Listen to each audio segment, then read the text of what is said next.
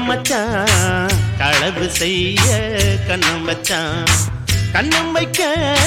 வந்த மச்சான் கண்ணத்துல கண்ணம் வச்சான் பக்கம் வந்து பாவி மனச பத்த வச்சான் உங்க வீட்டு திண்ணையிலே